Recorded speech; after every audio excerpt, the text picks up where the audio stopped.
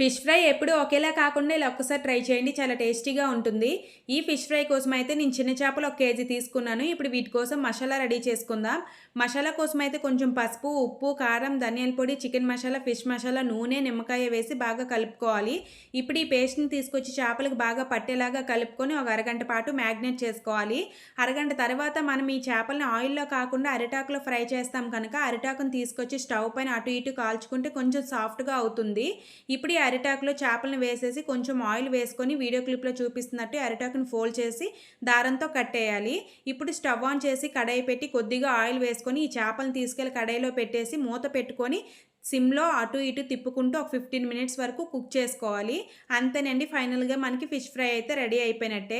ఎప్పుడూ కలుపుకునే మసాలా అయినా సరే అరిటాకులో చేయడం వల్ల ఫ్లేవర్ చాలా బాగుంటుంది. మీరు ఎప్పుడు ట్రై చేయకపోతే ఒక్కోసారి ట్రై చేయండి. ప్లీజ్ ఈ వీడియో నచ్చితే మన ఛానల్ లైక్ చేసి షేర్ చేసి సబ్స్క్రైబ్